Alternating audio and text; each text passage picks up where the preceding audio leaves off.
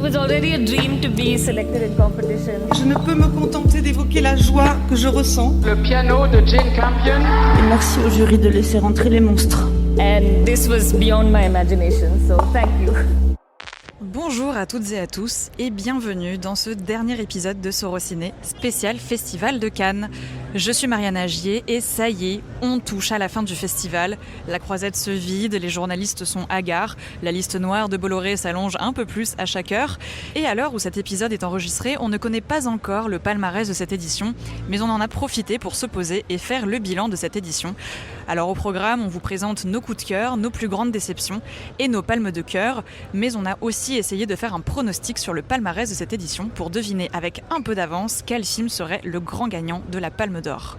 On va vous détailler tout ça, mais avant toute chose, il y a un dernier film de la compétition sur lequel on voulait débriefer. C'est en fait le dernier film à avoir été présenté de tout le festival, ce qui n'est pas toujours très bon signe. Ce film, c'est Histoire de la nuit, le 3e long métrage de Léa Missius. C'est une adaptation du livre de Laurent Mauvigné du même nom. Ça prend la forme d'un thriller qui se déroule au sein d'un hameau avec une famille dont le couple est incarné par Afzia Herzi et Bastien Bouillon, et une voisine artiste qui est campée par Monica Bellucci. Alors ce film, moi je vous en parlerai plus en détail tout à l'heure parce qu'il figure peut-être ou peut-être pas dans le bilan de mes coups de cœur ou de mes déceptions. Suspense. Mais en attendant, j'ai demandé à Alicia Arpaia et à Margot Barallon ce qu'elles avaient pensé d'Histoire de la nuit. Alors je sors tout juste de la séance, c'est l'une des séances qui est le plus vite passée. Le film durait quand même 2 heures et c'est vrai que ça fait du bien en fin de festival, un film aussi efficace. Alors je connaissais pas du tout le roman de Laurent Mauvigné, donc je me suis laissée vraiment prendre dans ce récit de homejacking sans trop dévoiler l'intrigue. C'est vrai que ce qui m'a vraiment fascinée, c'est le personnage de la gamine. C'est vrai que Mariana, tu m'en avais déjà parlé, que c'est pas dans le roman et qu'ils ont appuyé du coup ce personnage-là dans le film, et c'est vraiment la meilleure idée, je trouve, d'avoir ce personnage qui découvre au fur et à mesure du récit la vérité sur un de ses parents et comment elle va appréhender ça. Je trouve que c'est plutôt bien. Et puis voilà, tout le casting est vraiment magnifique. Moi j'ai adoré Afzia Herzi dans ce personnage-là, Magimel aussi quand il fait des personnages un peu flippants. Moi je trouve que ça fonctionne toujours très bien.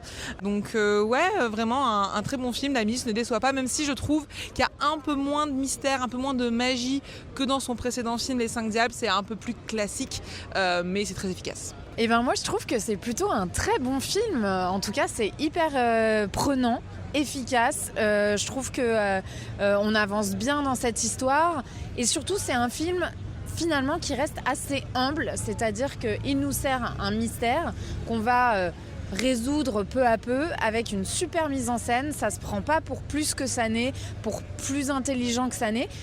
C'est extrêmement bien fait, c'est extrêmement bien interprété aussi. Moi je rejoins totalement Alicia sur ce personnage de petite fille qui me donne pas du tout envie d'avoir d'enfants, mais qui est extrêmement intéressant et surtout vraiment très bien joué. On sait que c'est pas toujours le cas avec les jeunes acteurs, les jeunes actrices. Là, ils se débrouillent formidablement bien. Moi, j'aime beaucoup en fait l'atmosphère du film. Tout se passe quasiment de nuit et je trouve vraiment que tous les jalons sont posés au début pour que finalement ça devienne assez poisseux très vite. Franchement, super dernière projo presse de ce festival de Cannes. D'ailleurs, j'ai pu interviewer la réalisatrice Léa Missius à l'occasion de la présentation de son film. Une interview dont vous pouvez entendre un petit extrait ici. Je me disais que je pouvais faire un film à la History of Violence, mais au féminin, avec un personnage féminin principal, quoi. Mais que c'était pas un thriller à l'américaine, c'était vraiment ancré dans une campagne française, avec des problématiques françaises, et des personnages qui sont pas des figures, mais vraiment des personnages profonds et complexes, quoi, que je pouvais dérouler. Voilà. Alors j'ai lu aussi le livre avant de venir à Cannes, et quelque chose qui m'a beaucoup posé question, c'est, vous voyez du coup de quoi je parle, mais ce style très en apnée de Laurent Mauvigné. Le livre fait 600 pages pour une histoire qui se déroule sur une nuit. Ça a été un challenge pour vous. Comment vous avez fait pour retranscrire cette tension qui passe par les mots, du coup, comment travailler ça par l'écriture Oui, c'était dur parce qu'en fait c'est vrai que la tension et la beauté du livre est vraiment dans la littérature et pas dans les actions. Donc, et en plus, Laurent Mauvigné, il utilise plein de flashbacks, et moi j'avais décidé d'emblée de ne pas utiliser de flashbacks. Donc le cinéma c'est différent, mais bon, le cinéma c'est du temps quand même. Donc c'était comment sans copier son style, parce que c'est pas l'idée, c'était pas de retranscrire le style, mais quand même avoir une certaine atmosphère similaire. Enfin, il y avait quelque chose, et puis c'est ça qui m'a plu dans le livre, donc je voulais... Je pense que c'est comment filmer l'espace et le huis clos, comment petit à petit on se retrouve enfermé dans ces deux maisons, et comment petit à petit l'espace et le temps se distordent, et comment on fait. Et dans ces cas-là, je sais pas, quand on est stressé, par exemple, parfois le temps semble s'arrêter, ou les gens semblent figés, ou le temps semble passer de manière très différente, donc je voulais qu'on ressente ça. Et d'un coup, tout s'accélère aussi. Et ça, c'était pareil dans le surgissement de la violence, dans une idée de, comme dans la vie aussi, où je sais pas, une fois j'étais à une terrasse de café, et puis il y a des mecs qui parlaient, et d'un coup, ils se sont mis à se frapper. Enfin, je sais pas, c'est le surgissement comme ça, impromptu de la violence. Et ça, c'est avec une accélération de rythme d'un coup. Et pour ça, Yorgos Lamprinos, le monteur, c'est vraiment un génie. Il avait monté jusqu'à la garde et The Phaser, donc jusqu'à la garde, c'était bien tendu déjà, donc je pense qu'il a naturellement cette capacité, ce talent à tendre les films. J'ai l'impression que vous avez un peu retravaillé aussi le récit pour donner plus d'importance au personnage de la petite fille, Ida. Et je me suis dit que il y avait un vrai lien entre vos 3 films avec Ava et les 5 diables, où il y a vraiment à chaque fois cette figure d'un personnage en fin d'enfance, en début d'adolescence. Pourquoi est-ce que ça vous intéresse autant, cette étape-là de la vie ? J'imagine que c'est un peu une étape charnière. On n'est plus un petit enfant, mais on est quand même un enfant encore. C'est pas encore une femme. En fait, ce qui m'intéresse dans tous les films, je pense, c'est ces enfants qui sont là et qui en fait portent le poids du monde des adultes, ou un secret, ou en tout cas, ça questionne la transmission. Et là, en l'occurrence, dans l'histoire de la nuit, c'est la transmission de la violence. C'est qu'est-ce qu'on fait, même si on n'est pas au courant que ses parents ont été violents, ou l'un de ses parents a été violent, est-ce que ça se transmet ? Comment on arrête la chaîne de la violence ? Et c'est des questions aussi que la fratrie pose. Alors sans plus attendre, ça y est, on passe au bilan. Et j'ai donc demandé à nos courageuses rédactrices qui sont encore sur place quels ont été leurs grands coups de cœur et leurs grandes déceptions du festival, avant d'annoncer quels sont les films qui ont notre palme à nous. Alors le premier coup de cœur, c'est celui de Margot Barallon. C'est un film de la sélection Un certain regard qui s'appelle Des éléphants dans la brume. Je viens de voir l'un de mes coups de cœur de ce festival de Cannes 2026. Ça s'appelle Les éléphants dans la brume. C'est le premier film népalais jamais présenté à Cannes, en l'occurrence dans la sélection Un certain regard. L'histoire du film, c'est qu'on va suivre une communauté très particulière de femmes qui sont toutes des femmes trans, qui ne vivent qu'entre femmes et qui en fait s'adoptent les unes les autres, c'est-à-dire que les plus âgées adoptent leurs filles. Et un jour, l'une de ces filles disparaît. Sa mère, qui n'est donc pas sa mère biologique, mais vraiment la femme qui l'a élevée pendant très longtemps, part à sa recherche et très vite, elle va soupçonner qu'en réalité, sa fille avait peut-être un amant, ce qui est interdit dans leur communauté, et que c'est peut-être lui qui s'en est pris à elle. C'est un film remarquable. Dès sa première image, on voit juste des petites lumières dans une forêt la nuit, puisqu'en fait tout le film est traversé par la menace de ces fameux éléphants qui arrivent dans la brume et donc qui peuvent être des animaux très dangereux et qui tuent de temps en temps les villageois de cette région rurale népalaise. C'est un film ensuite qui va suivre tous ces personnages avec toujours ce même sens du cadre, c'est-à-dire qu'on va tantôt les étouffer, tantôt les plonger comme ça dans la forêt, dans une ambiance extrêmement particulière. Et puis c'est un film évidemment qui va traiter très bien des violences faites aux femmes dans ce milieu rural, donc violences qui sont exercées à la fois par les hommes qui les entourent, mais aussi par le reste de la société, puisque cela reste des femmes trans et que donc même en tant que femmes, elles sont encore marginalisées par les femmes elles-mêmes. C'est très puissant, c'est très beau. Moi, l'image de fin, je vous en dirai pas plus, mais vraiment, elle m'a foutu des frissons. Je recommande grandement ce film, Les éléphants dans la brume. Du côté de Diane Lestage, c'est le nouveau film de Christophe Honoré, Mariage au goût d'orange, présenté à Cannes Première, qui a retenu toute son attention. Oui, alors j'aurais pu vous parler de la Gradiva, mais je pense que d'autres collègues l'ont fait, donc je vais aller un petit peu ailleurs, mais dans un récit qui reste quand même empreint de queerness et de romanesque, qui est le nouveau long métrage de Christophe Honoré, Mariage au goût d'orange, qui était présenté en Cannes Première, parce que Thierry Frémaux ne pensait pas que le film serait prêt à temps, sachant qu'il a été tourné en tout début d'année. Une sorte d'évocation de la famille de Christophe Honoré, qui en fait avait déjà fait une pièce sur le sujet qui s'appelle Le ciel de Nantes, qui avait avait été montrée au Théâtre de l'Odéon à Paris. Et là, il va reprendre ces personnages de sa famille dans la France de 1978, pendant un mariage où il va faire quand même des digressions dans le futur, dans le passé, avec une panoplie, une bande d'acteurs absolument formidable, où on retrouve Vincent Lacoste et Paul Kircher qui étaient déjà présents dans son cinéma, mais aussi de nouvelles têtes comme Adèle Exarchopoulos ou Nadia Tereskevich, et qui se fondent comme ça dans la création de Christophe Honoré. Et vraiment, c'est un film qui, moi, m'a fait pleurer du début à la fin. Alors, je ne sais pas si on est plus sensible en fin de festival, mais c'est magnifique et c'est terriblement bien joué. Pour Alicia Arpaia, le coup de cœur se situe dans la compétition, même si ce n'est pas un film auquel elle donnera sa palme. C'est Coward, le film de Lucas Dont, un film qui se passe pendant la guerre, et oui, encore un. Ici, c'est la Première Guerre mondiale où une histoire d'amour entre deux hommes va naître, et elle nous en parle tout de suite.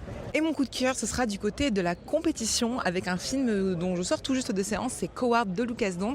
Lucas Dont qui n'est pas un cinéaste que j'aime beaucoup d'habitude, donc j'étais la première surprise vraiment par rapport à ce que j'ai ressenti. En fait, c'est un film qui est très beau, très lumineux.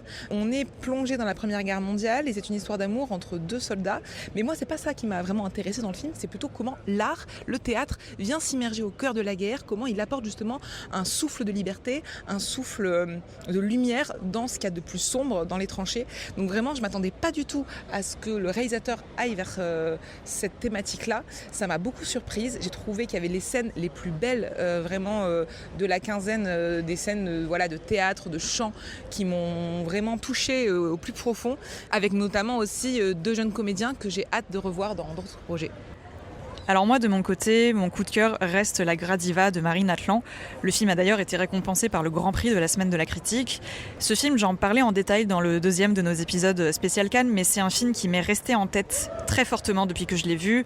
J'en ai pas trouvé d'autres qui me laissent une émotion aussi forte que La Gradiva. Ça reste un film dont la finesse et l'intensité me restent en tête et grandit à chaque fois que j'en parle.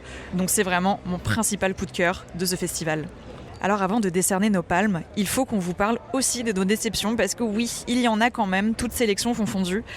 Alors on avait déjà mentionné dans l'épisode précédent le pire film d'Enora Abri, qui était le dernier film de Nicolas Winding Refn, mais c'est tout de même du côté de la compétition qu'on trouve certaines de nos plus grandes déceptions.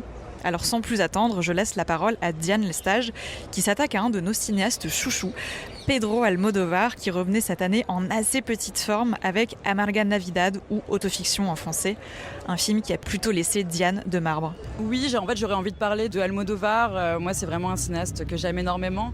Et je trouve que même quand il fait les mêmes sujets, même quand il se répète, il trouve toujours d'autres manières de raconter ça. Et là, en fait, je suis passée complètement à côté. J'ai trouvé le film très chiant. Vraiment, il y a un ennui profond devant ce qu'il veut raconter, tout en comprenant, évidemment. J'avais envie de dire, Pedro, si tu n'arrives plus à faire un film, tu n'es pas obligé d'en faire un et tu peux attendre encore. Donc voilà, c'est vraiment une déception pour moi. Alors on continue dans la compétition pour les déceptions avec Margot, qui n'avait pas vraiment aimé Soudain, le film de Hamaguchi, un film que Alicia avait pourtant adoré et dont elle va peut-être nous reparler tout à l'heure. Mais en attendant, je laisse la parole à Margot. Moi, mon flop de ce Cannes 2026, c'est Soudain d'Hamaguchi. Alors, je sais que ça peut surprendre parce que le film est par ailleurs encensé. C'est pas un film que j'ai trouvé affreux, mais c'est un flop dans le sens où c'est celui dont j'attendais beaucoup et qui m'a le plus déçu par rapport à mes attentes. Alors, c'est un film de 3h16, ce qui en soi est toujours le cas avec Hamaguchi, donc c'est pas forcément un red flag. Mais là, pour le coup, j'ai pas retrouvé la poésie vraiment emballante des précédents de Hamaguchi. En fait, je me suis pas complètement ennuyée, mais j'ai eu du mal à m'intéresser à cette histoire de gestion des EHPAD de façon plus humaine, quand bien même je reconnais que c'est un sujet très important. J'ai trouvé que c'était quand même assez bavard. Il y a des dialogues qui sont magnifiques, mais il y en a beaucoup qui m'ont un petit peu ennuyée, on va pas se mentir. Et quand bien même je trouve que le film a un optimisme qui est plutôt salutaire, eh bien à la fin, il m'en reste pas grand-chose, pas beaucoup d'images, pas beaucoup d'idées, et je me demande si c'est pas ça le pire pour un film, de pas laisser une grande impression. Pour Alicia, c'est le nouveau film de James Gray, Paper Tiger, un film avec un cast pourtant glamour, Adam Driver, Scarlett Johansson, mais qui n'a pas été à la hauteur de ses attentes. Alors moi, en compétition, ma plus grosse déception, et de loin, c'est le nouveau film de James Gray, Paper Tiger. Je suis passée totalement à côté de ce récit. Alors on est dans du pur James Gray, on reconnaît totalement son style, mais malheureusement c'est ça le problème, j'ai l'impression d'avoir déjà vu ce film et en moins bien que ses premiers longs métrages. Je trouve notamment que le personnage de Scarlett Johansson est peut-être l'un des personnages féminins les plus inexistants de sa filmographie. Adam Driver est très bien comme d'habitude, mais il joue toujours un peu dans ce même registre. Miles Teller par contre m'a aussi beaucoup déçu alors qu'il est censé porter le film puisqu'il joue un frère avec Adam Driver. Donc pour moi ça ne fonctionnait pas, c'est du petit James Gray, mais bon le film m'a beaucoup plu, je le reverrai peut-être un jour, mais moi en tout cas c'est grosse déception sur cette compétition. Alors moi de mon côté ma déception ne se trouve pas en compétition mais plutôt du côté de la quinzaine des cinéastes avec Shanna, le premier long métrage de Lila Pinel. Le film reprend en fait son court métrage Le Roi David qui mettait en scène la comédienne Eva Huot dans un film qui en apparence était très comique et qui dévoilait peu à peu son sujet sur la relation d'emprise qu'elle a vis-à-vis de son compagnon qui s'apprête à sortir de prison. Et dans Shanna, elle reprend une intrigue à peu près similaire, mais elle la dilue en fait pour faire tenir son histoire sur un long métrage, ce qui se sent un peu. Mais c'est surtout en fait au niveau du ton que Shanna m'a déçue. En fait, je ne savais pas très bien où le film voulait me placer par rapport à son personnage. J'avais parfois l'impression qu'on s'en moquait. Alors je me doute bien que c'est pas le propos de la cinéaste, mais le film me semblait assez imprécis là-dessus. Après, il faut dire qu'on a beaucoup de plaisir à voir Eva Huot en premier rôle dans un vrai long métrage qui lui laisse toute la place pour se déployer, mais c'est vrai que le film reste de mon côté une petite déception. Alors sans plus attendre, ça y est, on vous dévoile quelles sont nos palmes à nous sur les films de la compétition. Et il y a déjà 2 rédactrices qui sont d'accord sur le même film. C'est Notre Salut, un film d'Emmanuel Mar qui a fait pas mal de bruit, notamment du côté de la presse française.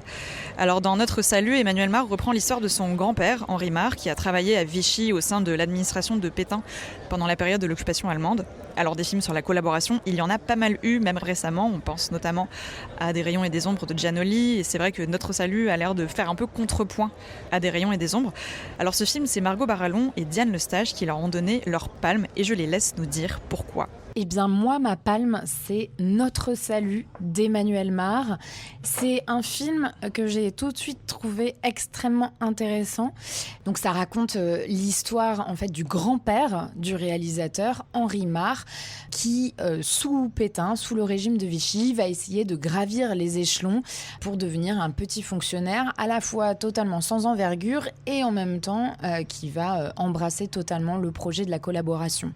C'est un film très intéressant parce qu'il y a évidemment ce contexte historique qui est très bien retranscrit. Ce que ça raconte, c'est vraiment ce qui se passe quand on place l'économie au-dessus de tout, en considérant finalement qu'on ne fait pas de politique alors qu'on fait toujours de la politique quand on fait de l'économie, et on finit par servir les idéologies les plus sombres et les plus dégueulasses, précisément quand on se dit apolitique. C'est extrêmement bien montré dans le film, et ce qui est génial, c'est que ça n'est pas surligné, surexpliqué. C'est vraiment fait de façon très subtile, avec des dialogues, des situations vraiment très bien vues. Ce qui est très intéressant aussi, c'est que le film choisit une forme très libérée finalement des carcans, des fresques historiques classiques. Donc c'est filmé comme un documentaire, comme un mockumentaire d'ailleurs. Plus, moi vraiment j'ai eu l'impression de voir le préquel de The Office à Limoges au début des années 40. Et en fait c'est ça qui est assez génial. Tout le monde est un petit peu moche et c'est fait pour. Il y a ce côté ballet pathétique de fonctionnaires veulent. C'est vraiment génial. Alors ça libère aussi beaucoup les acteurs. Il y a des scènes qui sont très longues sans être coupées, donc il y a beaucoup d'improvisation. C'est vraiment une partition magistrale, notamment de Swan Arlo qui joue Henri Mar. Et Emmanuel Mar, le réalisateur, se permet aussi des pas de côté assez étonnants. Il y a une scène de danse, il y a l'utilisation de la chanson Life is Life sur la foule en délire quand Pétain défile devant elle. En fait, ça pourrait être très artificiel, trop facile ou complètement cringe. Ça l'est un petit peu cringe, mais dans le bon sens du terme, c'est-à-dire qu'en fait, ça nous invite à nous interroger sur finalement la permanence de ces moments qu'on pourrait reléguer aux heures les plus sombres de notre histoire, comme on dit. En fait, en calquant des musiques anachroniques dessus, ce qui fait Emmanuel Mar, c'est qu'il nous dit que c'est peut-être ce qui nous attend aujourd'hui ou demain, dans pas si longtemps en tout cas. Et j'ai trouvé ça à la fois très intelligent et un peu flippant quand même. Eh bien moi aussi, c'est le deuxième long métrage d'Emmanuel Mar, Notre Salut. Donc Emmanuel Mar qui fait son entrée en compétition et a raison puisque c'est un film que l'on n'a jamais vu puisqu'il arrive à mêler à la fois un film historique qui se passe pendant Vichy avec un cinéma très contemporain à la fois dans sa forme. Moi c'est vraiment la forme qui m'a intéressée. Je trouve que c'est un récit formidable et qui résonne très très fort avec aujourd'hui et donc ce serait une palme très osée. Après on ne sait pas si ça va plaire au jury qui est plutôt international. Du côté d'Enora Brie, c'est un film qui avait pas mal divisé dans l'épisode précédent. Le film qui remporte sa palme, c'est Garance, le nouveau film de Jeanne Herry. Et je laisse Enora nous expliquer pourquoi. Ma petite palme perso du festival, la palme de cœur comme on dit, je la remettrai à Garance de Jeanne Herry, qui est un récit sur l'alcoolisme d'une jeune comédienne incarnée par Adèle Exarchopoulos. Alors on en a vu des récits sur l'alcoolisme, mais jamais d'une telle finesse. Il y a de la lumière, mais il y a aussi beaucoup de zones d'ombre et finalement des endroits extrêmement précis sur comment le mécanisme s'enraye dans la vie quand on commence à tomber dans l'alcool. Et j'ai trouvé ça extrêmement précis. Alors moi de mon côté, je pense que le film n'aura pas la palme parce qu'il est sans doute pas assez ambitieux, mais ma palme de cœur, elle va justement à Histoire de la nuit, le film de Léa Missus. Histoire de la nuit, c'est une adaptation du roman de Laurent Mauvigné que j'avais adoré, et Léa Missus est aussi une cinéaste dont j'adore suivre le travail. Je trouve que sa patte cinématographique est très marquée et très cohérente de film en film. En fait, ce que je trouve passionnant avec les adaptations cinématographiques, c'est de voir quand une cinéaste arrive à traduire dans son propre langage une œuvre qui est préexistante, et dans Histoire de la nuit, c'est vraiment ce qui se passe, parce que je trouve que Léa Missus reprend, sans le dénaturer, le livre de Mauvigné, mais elle y insuffle aussi ses propres obsessions sur la fin de l'enfance, sur la maternité, sur le regard qu'on porte sur nos parents quand on se rend compte qu'ils ne correspondent plus en fait à l'image qu'on s'en faisait quand on était enfant. Et ces thématiques, c'est des thématiques qui traversent tous ces films. Elles sont reprises dans ce film avec beaucoup de brio, dans un film qui va prendre la forme d'un thriller et de ce qu'on appelle un home invasion, qui est un type de cinéma horrifique. D'ailleurs, le film reprend à petite dose certaines touches de cinéma d'horreur, ce qui me fait évidemment très plaisir. Et je trouve aussi qu'au niveau cinématographique, le film est visuellement magnifique. On retrouve son image qui est très assombrie, qui est très bleutée dans un ensemble qui est extrêmement cohérent. C'est un film en fait que j'attendais beaucoup, donc forcément ma palme elle est un peu biaisée, mais j'ai pris énormément de plaisir à le voir et c'était pas le cas de tous les films de la compétition, donc pour toutes ces raisons-là, je lui donne ma palme. Et alors la dernière palme, c'est Alicia qui la donne, et Alicia elle n'a pas changé d'avis depuis la semaine dernière. Sa palme c'est toujours Soudain de Hamaguchi qui l'a convaincue. Et elle nous en dit un peu plus. Moi, ma palme, elle n'a pas bougé depuis déjà une bonne semaine. C'est Soudain de Yusuke Hamaguchi, qui est un film qui m'a vraiment bouleversée. C'est un film qui est magnifique parce qu'il apporte un peu de lumière et ça fait du bien dans ce festival de cinéma et dans le contexte géopolitique actuel d'avoir un film comme ça qui nous pousse justement à rentrer dans un dialogue avec les autres, avec soi-même. Moi, c'est vraiment un film que j'ai trouvé d'une beauté et qui touche, je pense, à quelque chose de très universel. Donc il raconte, je rappelle, l'histoire d'amitié entre deux femmes, une française, une japonaise. L'une est directrice d'un EHPAD en France, la seconde est une metteuse en scène atteinte d'un cancer en phase terminale. Et leur discussion, alors c'est un film qui est très verbeux, mais je trouve vient toucher quelque chose de magnifique philosophiquement au niveau existentiel. C'est autour du concept que je ne connaissais pas de l'humanitude, que je vous laisse découvrir parce que je n'ai pas non plus rentré dans toutes les pérégrinations du film. Mais voilà, vraiment, pour moi, c'est un très gros coup de cœur. Et malgré ces 3h15, c'est vraiment un film dans lequel je serai encore restée quelques heures. Mais nous ne sommes pas membres du jury de la compétition, en tout cas pas encore. Alors on s'est réunis à 4 avec Alicia, Margot et Diane pour essayer de deviner quel serait le palmarès de cette année et quelle serait la Palme d'Or 2026. Pronostic, donc pas palme de cœur, on est d'accord. Oui. La pronostic, on a fait nos palmes de cœur. Alors moi j'en aurais 2 depuis le début de ce festival, donc sans voir les films, parce que là j'ai parlé de 2 films que je n'ai pas vus. Mais moi je suis comme ça sur mes pronostics. Mais je sais pas, je mise sur les Espagnols, la nouvelle génération, donc qui est incarnée ici par Los Ravis ou Rodrigo Sorogoyen, parce que je trouve qu'il y a une école en fait espagnole qui a émergé depuis quelques années. On l'avait déjà vu l'an dernier en compétition avec Carla Simón qui était venue présenter son dernier film, et je trouve que ce serait plutôt chouette de récompenser un cinéaste ibérique, parce que ça représente quelque chose d'assez chouette. Ils sont tellement créatifs, que ce soit au cinéma comme à la télévision. D'ailleurs là on a quand même 2 cinéastes qui sont aussi passés par la télé. Je trouve que c'est aussi intéressant comme signal, donc c'est une palme qui ne me déplairait pas. Et sinon, je miserais aussi évidemment sur le film de Diaghilev, qui est un film très fort, qui est un film quasi irréprochable pour moi. Minotaur, Minotaur, sur lequel j'avais mis 3 étoiles et sur lequel je pourrais revenir aujourd'hui à mettre 4 parce que c'est quand même vraiment très très bien, et de la compétition, c'est un des films qui me reste le plus, notamment dans la mise en scène qui est pour moi la plus impressionnante de la compétition. Alors, c'est pas mes palmes de cœur, mais si je dois faire un pronostic, je pense effectivement que Rodrigo Sorogoyen a vraiment ses chances. Et pour ajouter une autre option, qu'on oublie peut-être un peu vite, moi je pense que Pavel Pawlikowski, avec Fatherland, peut l'emporter dans le sens où déjà il a fait un film suffisamment court pour n'endormir personne, 1h20. Non, et par ailleurs, il a été beaucoup récompensé pour sa mise en scène, donc je vois mal un jury de nouveau lui attribuer le prix de la mise en scène. Enfin, moi, j'ai beaucoup aimé, par ailleurs, ce que raconte son film, l'émotion qui affleure dans son film. Je pense que c'est un film assez carré, assez complet, qui peut plaire à beaucoup de monde, parce qu'il ne faut pas oublier quand même que c'est aussi l'affaire d'un consensus, une palme. Donc, entre L'être aimé de Rodrigo Sorogoyen et celui-ci, Fatherland de Pavel Pawlikowski, je me dis qu'il y a peut-être moyen d'avoir une palme entre ces deux-là.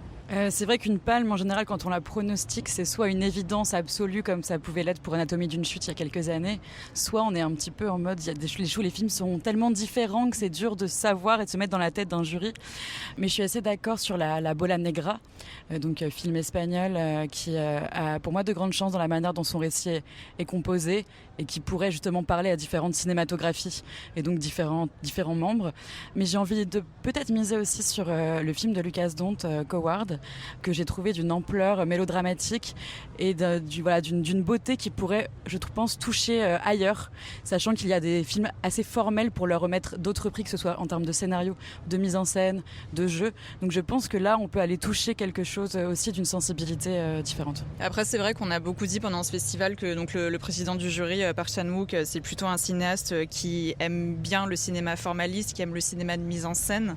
Je suis assez d'accord sur le fait que, pour moi, je pense que le plus évident, ou en tout cas le plus facile, serait effectivement le Sorogoyen, qui pour moi coche un peu toutes les cases. Enfin, il y a quelque chose d'un peu évident là-dessus. Il y a beaucoup de formalisme, même un peu trop, je trouve. Mais voilà, il essaye beaucoup de choses. Le film est assez fort au niveau de ses thématiques, justement, sur le cinéma. C'est très actuel. Donc, pour moi, ça serait effectivement le plus évident. C'est vrai qu'au niveau de la presse française aussi, on a beaucoup parlé de Notre Salut, mais moi, ça me semble impossible pour un jury qui n'est pas francophone un jury international. Enfin, je veux dire, c'est vraiment un film qui est extrêmement français sur sa thématique, mais aussi sur sa manière de le traiter. J'ai du mal à imaginer un jury international qui soit sensible à ce film-là, que je trouve quand même assez rêche. Donc, je suis pas sûre là-dessus que ce soit une évidence.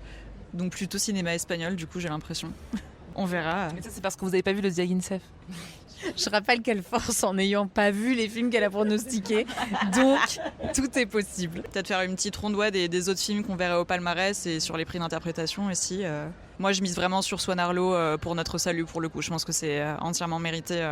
Qu'on parte sur un jury français ou international, là, ça me semble assez évident. Mais en fait, tout dépend de l'équilibre que va trouver le jury pour répartir un peu ses prix. Si jamais ils ne donnent pas la palme au Sorogoyen, ils sont aussi capables de reconnaître la prestation de Javier Bardem, qui pour moi est franchement excellente.